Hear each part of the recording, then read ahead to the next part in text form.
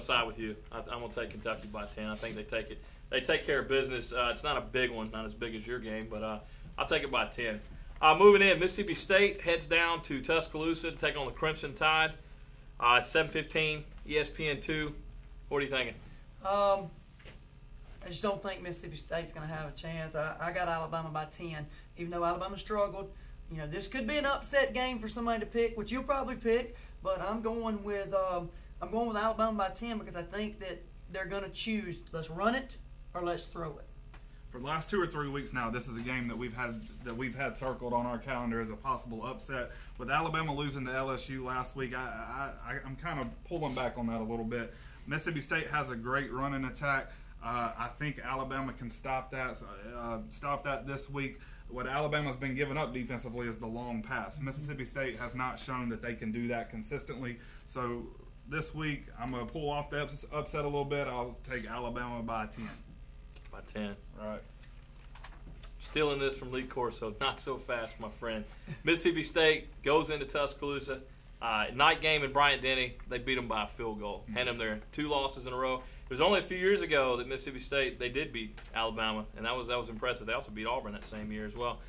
South Carolina heads down to Gainesville to take on the Florida Gators. This is going to be this is a very important game for both teams. The winner of this game will be going to the SEC Championship.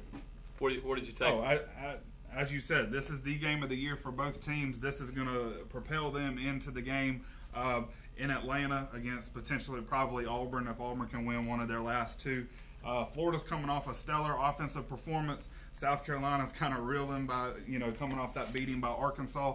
I think Florida's coming on strong here. I still don't think that it's the Florida team that we're used to, but I think they're going to be strong enough this week to knock off South Carolina, punch their ticket to the SEC Championship in Atlanta. I'll say Florida by 7.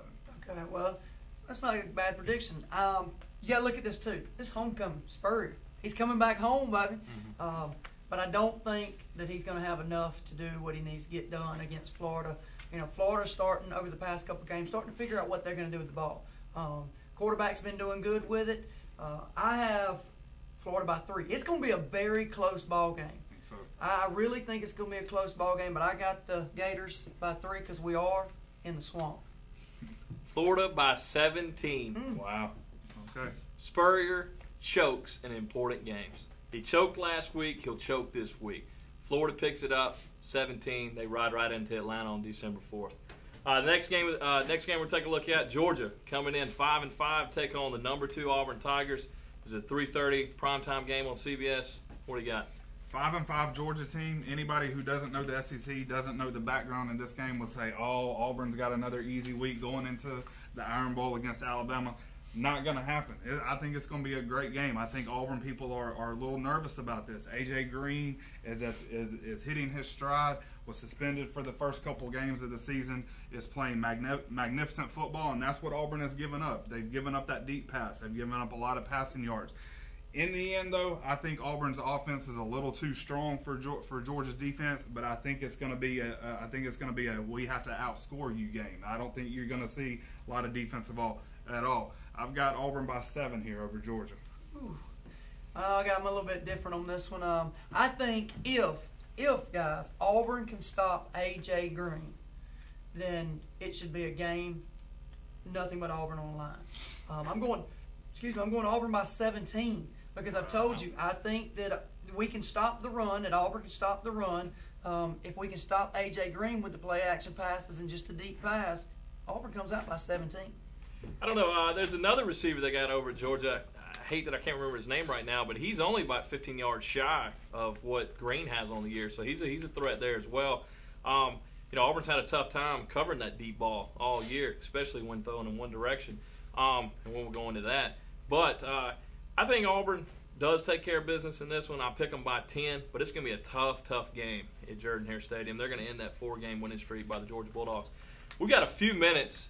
We normally go straight on into the BCS, and quickly we're going to the BCS. Number 1, Oregon. Number 2 is Auburn. Number 3, TCU. Number 4, Boise State. And number 5, LSU. So 2 SEC teams up there in the top 5. But real quick, I want to talk about the Cam Newton controversy. So much going on in this. Just this morning, waking up and reading in the paper about he was possibly cheating when he was down at Florida, and then they've run his traffic violations. And I mean, what are we doing? Are we raking this guy through the coals? What do you got on this, Coach? What you're looking at here is you got a guy that nobody knew what he was going to be able to do when we first started. All right, Auburn University saw something in this kid. Mississippi State saw something in this kid, and those were the two teams battling. And it came down to it. Auburn got him, and now what you got is, you hate to say this, but this guy's leading Auburn University football team. He's put the Tigers on his back and said, let's go, boys. And what's coming down to it is you got people who's mad. And, you know, we've all been in college. All right? I'll put it on film right now. I had somebody cheat for me on a test. All right? We've all done that. It don't matter. It's college. The kid's there to play football, but he's also there to get a scholarship. And academically, he's there to fulfill his academic needs. But you got to understand this. You got people coming out of woodwork because they want to see Auburn football go down, and they want to run this kid's name in the dirt. Couldn't do it with Tim Tebow. They tried to do it with Tim Tebow. I don't know if y'all remember. You know, tried to do it in connections. Alabama fans got mad when he didn't make the commitment to go to Alabama, and he went to Florida. Same thing happened to Tebow. You got fans that are mad because Cam Newton's not playing for another team, and they're playing for the Auburn. He's playing for the Auburn Tigers. One thing that really, and I'm going to let you speak a little bit too, one thing that really bothers me is the people that they're reporting these stories, but the sources are always unknown. And as a journalist, when you have an unknown source, that's trouble. You like to know where that's coming from. Urban Meyer expresses that it's not coming from him. I find that a little hard to believe. Some of these things that are pulling out of Florida, that they would only know there. They wouldn't know that anywhere else. What do you got? Well, I mean, not only are you not revealing your sources, even these media outlets are not revealing authors on the. If you go investigate on the computer and look up these articles on all these allegations, you're not even seeing authors up there. You're seeing ESPN Media Service, FoxSports.com.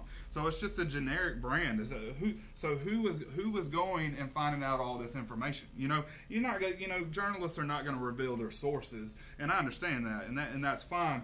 But, you know, put your name on the article. If you're going to write the article and you're going to say these allegations against this football player, put your name on the article. But I think what all this comes down to is, you know, this is all new for us. We can debate for days on that. But Auburn University and the NCAA has known about all these allegations since June, and nothing is done. He's still eligible. He's still playing football all these months later. And so I think that tells you, you know, are they true or are they false? Well, apparently Auburn and the NCAA doesn't think so.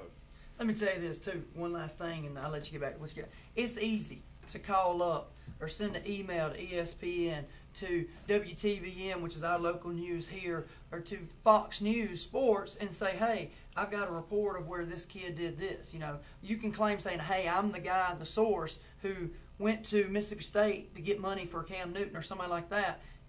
And that's the reason they don't want to source it, because it's hearsay. That's all this is hearsay. All right, well, we'll see what comes out of that. We'll see you on our next show. Don't forget, stop in Hibbett Sports. It's your hometown sports store. Check them out. Also, big thanks to Eddings Electronics in Columbus. And we'll see you guys next time on the SEC Sports Guys Show. Thank you.